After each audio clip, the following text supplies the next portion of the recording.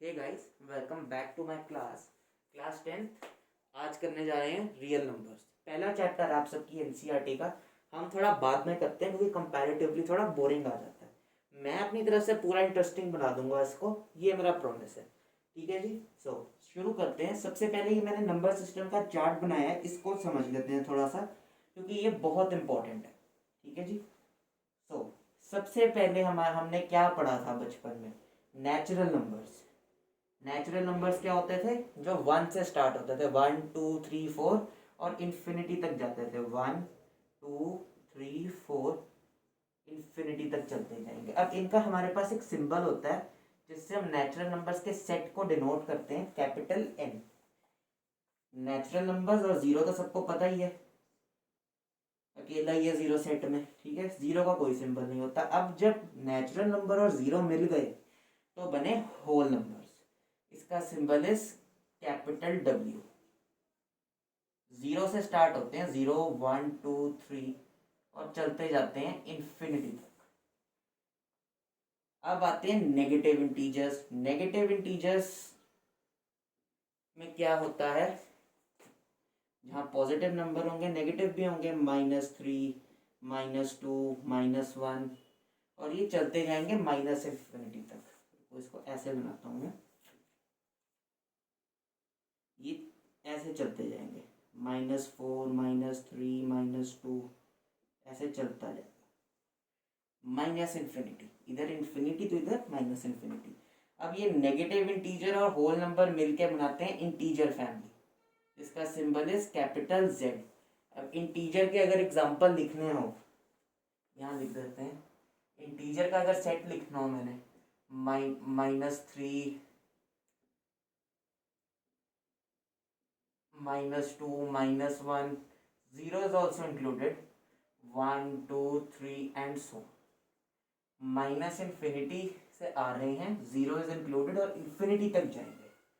ये हमारे पास integer family होती है जिसका सिंबल इज कैपिटल जेड। फिर आते हैं फ्रैक्शंस। अब फ्रैक्शंस काफ़ी बच्चे भूल जाते हैं इसकी टाइप्स। सबसे पहले आता है प्रॉपर फ्रैक्शन। ध्यान से सुनना, प्रॉपर फ्रैक्शन इज जिसका न्यूमरेटर बड़ा हो डिनोमिनेटर से, मतलब 2/7, 9/11, ठीक है, 13/21, कुछ भी एग्जाम्पल देख लो।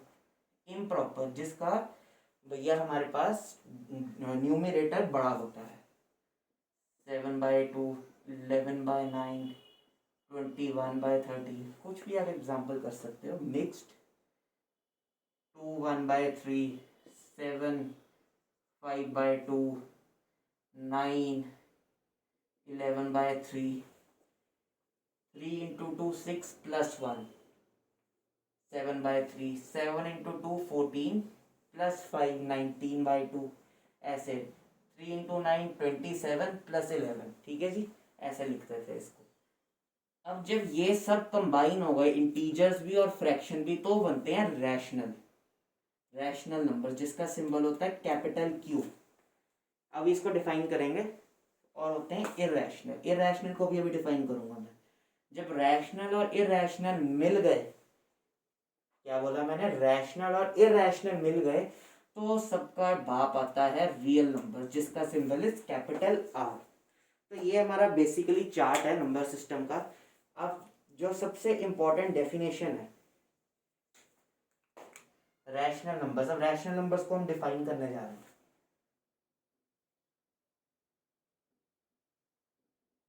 रैशनल नंबर्स, ठीक है, numbers that can be expressed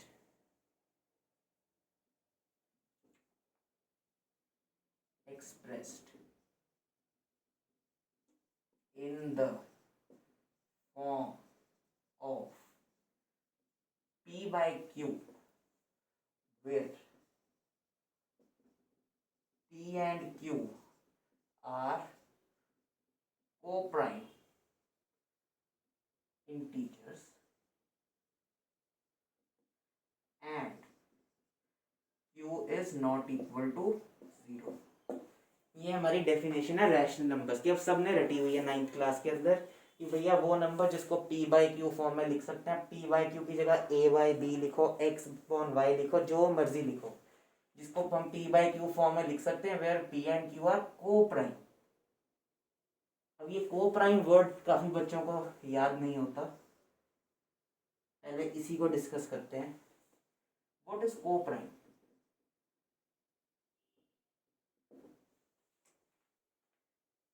writing का ये थोड़ा संभाल देना, आपको पता है मेरा जो रेगुलर व्यूअर्स हैं। को प्राइम जिनका HCF 1 होता है वो क्या होते हैं? को प्राइम नंबर्स। एग्जांपल देने लगे, 2 and 5, ठीक है, 3 and 11, 15 and 17 एक्सेट्रा। को प्राइम के अंदर इट डज नॉट मीन, ये बहुत टीचर्स गलत करा देते हैं, ये समझा रहा हूँ इसको। It does not mean that both numbers should be prime and consecutive.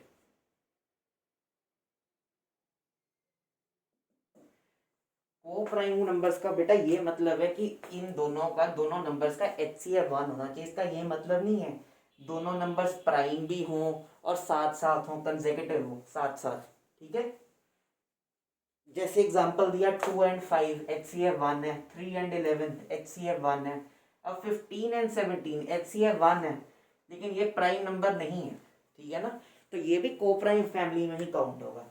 अब हम रैशनल नंबर की बात कर रहे थे, तो वो नंबर जो p बाई क्यू फॉर्म में एक्सप्रेस हो सके और p और q को प्राइम हो, मतलब सिंपलेस्ट फॉर्म में हो, और q is not equal to 0 हो। q तो 0 हो ही नहीं सकता, क्योंकि डिनोमिनेटर में किसी भी क्वांटिटी के 0 आ जाए तो वो नॉट डिफाइंड हो जाती है। जैसे मैंने यहाँ लिखा 13/21, ये रैशनल है, क्यों? दोनों p बाई क्यू फॉर्म में है और दोनों को प्राइम इंटीजर्स हैं, q भी 0 नहीं है। मैंने लिखा 7/9, मैंने लिखा 101/5, ये सब रैशनल है। अच्छा, अब मैंने लिखा 7/0, दिस इज नॉट रैशनल, मतलब नॉट डिफाइंड बोलते हैं इसको, 9th में पढ़ा है आपने ये। क्यों? क्योंकि हम किसी भी क्वांटिटी को 0 पार्ट्स में डिवाइड नहीं कर सकते, ठीक है। तो ये था हमारा नंबर सिस्टम। अभी मैंने एक इर्रेशनल नंबर को डिफाइन नहीं किया, अभी बोर्ड पे जगह खत्म हो गई है, आप इसको नोट करो, फिर मैं इर्रेशनल को भी डिफाइन करता हूँ।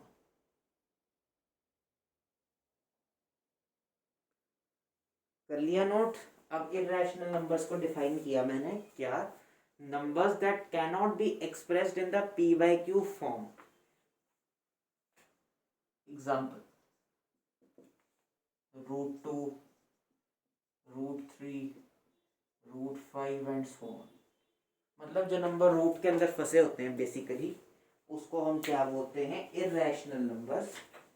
नाउ सी, अब बच्चा कहेगा, एक बड़ा जेन्युइन डाउट आता है यहाँ पे कि सर आपने कहा √2 इर्रेशनल है, तो लो मैं इसको p बाई क्यू फॉर्म में एक्सप्रेस कर देता हूँ, इसके नीचे 1 लगा दिया, √2/1, तो ये रैशनल हो गया।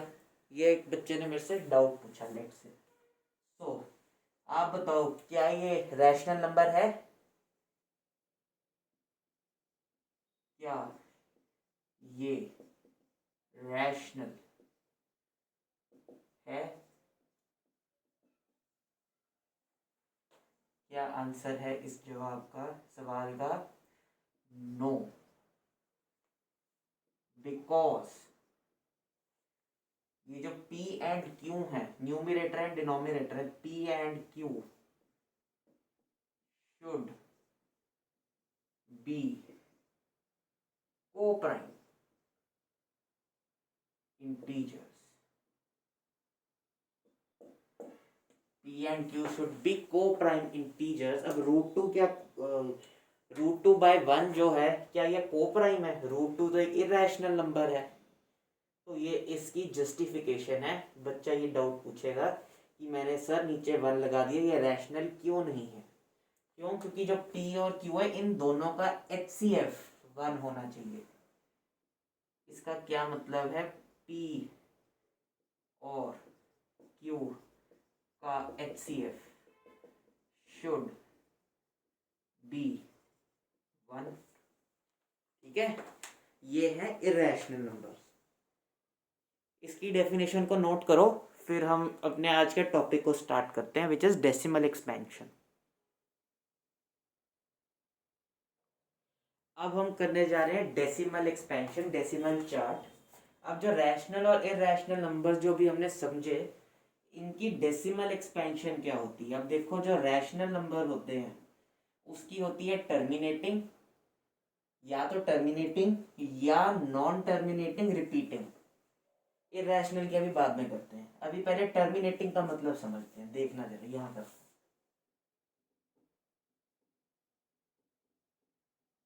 टर्मिनेटिंग एग्जाम्पल ले लेते हैं 17/8 का।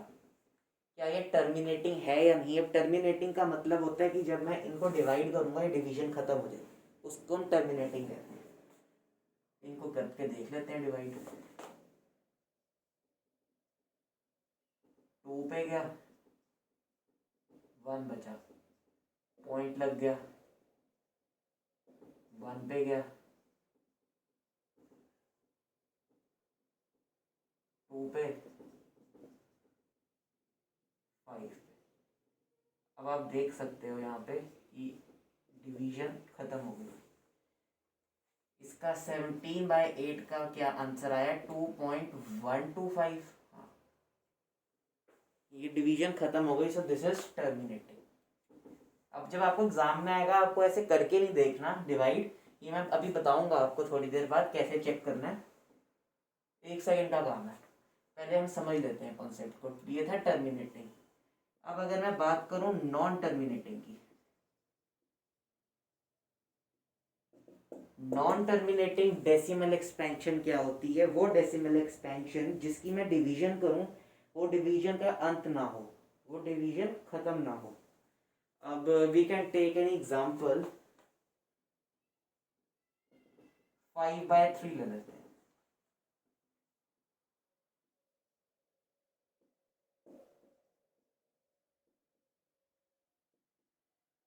अठारह, 2, 6 पे गया दोबारा, ये 6 है, 18, फिर 6 पे गया 18, 2। इसका मेरे पास क्या आंसर आ रहा है? 1.66666 चलता जाएगा, या फिर जिसको हम कैसे लिखते थे 1.6 बार। ठीक है जी, तो ये है नॉन टर्मिनेटिंग की, इसकी मैं डिवीजन करूंगा ये खत्म ही नहीं होगी, पर ये रिपीटिंग है। 6 रिपीट हो रहा है ना, रिपीट होता है उस पर हम बार लगा देते हैं। इसको आप जितने मर्जी पेज भरी जाओ, जितनी मर्जी कॉपियां भर दो, ये खत्म नहीं होगा। This is non terminating. अब जो रैशनल नंबर होते हैं उसकी या तो टर्मिनेट कर जाएगी, सीधा सीधा आंसर आ जाएगा, या फिर नॉन टर्मिनेटिंग होगी, खत्म नहीं होगी लेकिन रिपीट करेगी। ठीक है जी, ये मतलब, ये एग्जांपल नोट करो, फिर मैं बताता हूँ आगे कि कैसे क्वेश्चन है।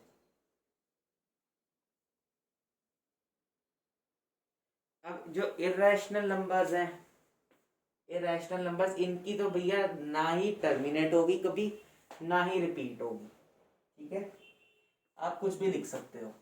इरेशनल का एग्जांपल लिखना हो ना, 1.414237 ऐसे चलता जाए। अब ये मैंने पता है किसका एग्जांपल दिया आपको? √2 का। √2 को क्या लेते थे? 1.414 ना। ऐसे ही √3 क्या होता था, ये हम अप्रोक्सीमेटली लेते थे।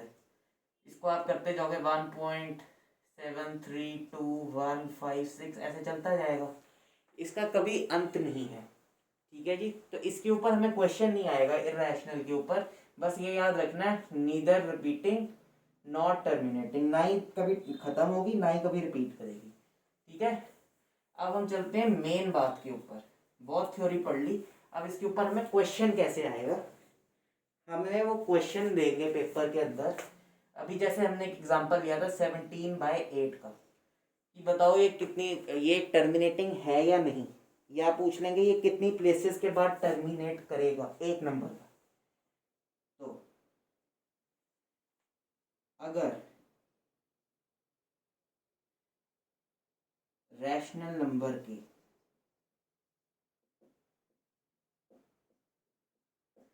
डिनोमिनेटर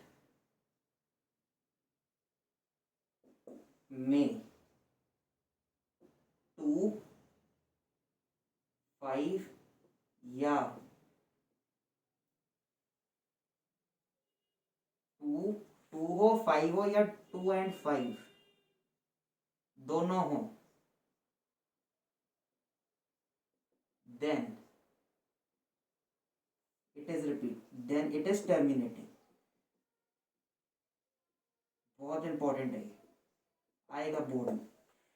अगर रैशनल नंबर के डिनोमिनेटर में 2 आ जाए, 5 आ जाए या दोनों आ जाए तो वो टर्मिनेटिंग होगा। अच्छा, और अब मैं यहाँ पे लिखता हूँ, अगर आपसे पूछे after how many places will it terminate, अगर आपसे ये पूछ ले कि जैसे ये एग्जांपल लिया कि ये कितनी प्लेसेस के बाद टर्मिनेट करेगा, तो ये आप कैसे चेक करोगे? डिनोमिनेटर में 2 और 5 में से किसकी पावर बड़ी है, जिसकी भी पावर बड़ी होगी डिनोमिनेटर में, उसको उतनी प्लेसेस के बाद ये टर्मिनेट हो जाएगा। ठीक है, इसको ये अगर इंग्लिश में लिखना हो, डिनोमिनेटर इज ऑफ फॉर्म 2 की पावर m इंटू 5 की power n, whosoever among m and n is greater। अभी समझ आएगा। सी, अब मैंने एग्जांपल लिखा है यहाँ पे 17/8। अब 17/8 का अगर आप डिनोमिनेटर देख लो 8 है, ठीक है। डिनोमिनेटर की आपने सबसे पहले क्या करनी है? Prime factorisation. 8 की प्राइम फैक्टराइजेशन करोगे ये 2 इंटू 2 इंटू 2 होता है, ठीक है। अगर रैशनल नंबर के डिनोमिनेटर में 2, 5 या दोनों आ जाए, और 2 तो आ रहा है ना, तो ये टर्मिनेटिंग हो गया, दिस इज टर्मिनेटिंग। बस एक नंबर मिल गया। अच्छा, अब अगर पूछ ले कितनी प्लेसेस के बाद टर्मिनेट करेगा, ये 17/2 की पावर 3 है। 2 की पावर 3 इंटू 5 की पावर 0 लिख सकते हो ना भी, लिखो कोई दिक्कत नहीं है। 5 की power 0, anything raise to power 0 is 1। तो इन दोनों में से किसकी पावर बड़ी है? 2 की, तो टर्मिनेटिंग आफ्टर 2 प्लेसेस, ये मतलब है। आई बात समझ? अब मैं एक और एग्जांपल देता हूँ यहाँ पे। 13/125, 13 अपॉन ये क्या है? 5 इंटू 5 इंटू 5। डिनोमिनेटर में 5 आ रहा है, इसको या तो ऐसे लिख लो 13/5 का क्यूब इंटू 2 की पावर 0, तो टर्मिनेटिंग आफ्टर 3 प्लेसेस। ये है फंडा, ठीक है। इसको नोट करो, फिर इसके एक दो क्वेश्चन करते हैं, फिर छुट्टी करेंगे। अब एक दो और क्वेश्चंस देखते हैं इसी के ऊपर। एक नंबर में ये क्वेश्चन पक्का आएगा। सी, ये बहुत ही इंपॉर्टेंट है, जो अब करने लगे हैं ना, सबसे इंपॉर्टेंट क्वेश्चन है। अब आपको कहेंगे after how many places will this terminate, ऐसे क्वेश्चन आएगा आपको, इंपॉर्टेंट, बहुत जबरदस्त। सी, सबसे पहले डिनोमिनेटर के फैक्टर्स चेक करने हैं। 403/260। अब 260 के फैक्टर्स आप यहाँ पे बनाकर देख सकते हो। ये बनेंगे 2 इंटू, फिर मैं बना ही देता हूँ,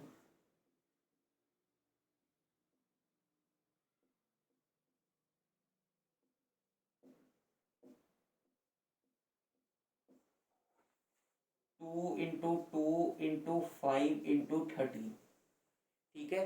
अब यहाँ पर 2 और 5 के अलावा कुछ और आ गया। अब यहाँ पर एक टिप है आप लोगों के लिए जो बड़ी इंपॉर्टेंट है। अगर 2 और 5 के अलावा डिनोमिनेटर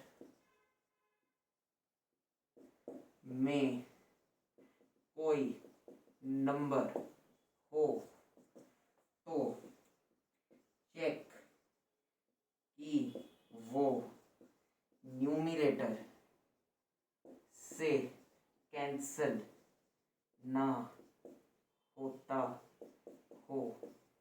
बहुत इंपॉर्टेंट है कि अगर कोई और नंबर आ जाए ऑलवेज चेक कि भैया वो न्यूमरेटर से कैंसिल तो नहीं हो रहा, क्योंकि बच्चा जल्दी जल्दी में क्या करेगा, फैक्टर बनाकर देखेगा जी यहाँ 13 आ गया, ठीक है, तो वो लिख देगा कि भैया ये टर्मिनेटिंग ही नहीं है, ठीक है, ये नॉन टर्मिनेटिंग है। पर इसको चेक करना कि भैया ये कैंसिल तो नहीं हो रहा। अब आप इसको करके देखोगे ये कैंसिल हो रहा है। कितने पे? 13 × 3 39, 13 एक 31 × 13 होता है 403। ठीक लिखा है ना यार? हाँ ठीक लिखा है। तो ये क्या बनता है आपके पास 31/2 का स्क्वायर इंटू 5 की पावर 1। तो आप आंसर में क्या लिख के आओगे? Terminating after. एमसीक्यू में बहुत एक्सपेक्टेड है ये। Terminating after 2 decimal place. ये क्या होगा आपका आंसर। ध्यान से देख लो इस क्वेश्चन को जो मैंने टिप दी है कि भैया डिनोमिनेटर के अंदर 2 और 5 के अलावा कुछ और हो, प्लीज चेक कर लेना वो न्यूमरेटर से कैंसिल आउट तो नहीं हो रहा, क्योंकि टीचर मजे लेने के लिए यही हरकत करेगा आपके साथ कि वो एक ऐसा नंबर लिख देगा जो कैंसिल हो रहा हो और आपके पूरे नंबर ना आए। इसलिए नहीं 100 नंबर आते हैं बच्चों के मैथ्स में, क्योंकि जल्दी में ऐसी गलतियां होती हैं। ठीक है, एक और क्वेश्चन देख लेते हैं। अब ये तो सिंपल ही लिखा मैंने। 171 50 को क्या लिख सकते हो? 2 × 5 × 5 2 का स्क्वायर इंटू 5 की पावर 1। कुछ नहीं, सॉरी 2 की पावर 1 × 5 का स्क्वायर। तो सॉरी, ठीक है, तो क्या आंसर आ गया? टर्मिनेटिंग। तो सिंपल ही था, आफ्टर 2 प्लेसेस।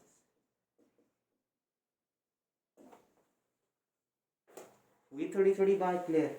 तो ये थी हमारे पास डेसिमल एक्सपेंशन। बस इसके अंदर यही क्वेश्चन बनते हैं आपके पास, और कुछ नहीं। और भी कोई एग्जांपल हम ले सकते हैं, जैसे ये भी ऐसा क्वेश्चन भी बन सकता है कि आपको ये दे दें। अब इसकी अगर आप डिनोमिनेटर देखो 441 लिखा हुआ है। 441 होता है मेरे हिसाब से 21 का स्क्वायर होता है। तो इसकी प्राइम फैक्टराइजेशन लिखोगे, ये बनेगी 3 × 3 × 7 × 7। ठीक है जी। अब ना 2 है ना 5 है, तो क्या आंसर आया? Non terminating. बट रिपीटिंग की जगह एक और वर्ड भी यूज कर सकते हो, recurring. Non repeating but recurring. ठीक है जी। ये क्वेश्चन सबसे इंपॉर्टेंट है, इंपॉर्टेंट की पावर 101। तो इसको नोट करो। ठीक है, यही टॉपिक था हमारा डेसिमल एक्सपेंशन का। मिलते हैं नेक्स्ट लेक्चर के अंदर बहुत जल्दी। ठीक है, उसके अंदर हम लोग यूक्लिड डिवीजन लेमा को ख़त्म कर देंगे, एक ही लेक्चर रहेगा उसके ऊपर। ठीक है, तब तक के लिए एंजॉय। और हाँ, होमवर्क देना भूल गया आप लोगों को। आप लोगों का होमवर्क है लास्ट एक्सरसाइज इस चैप्टर की।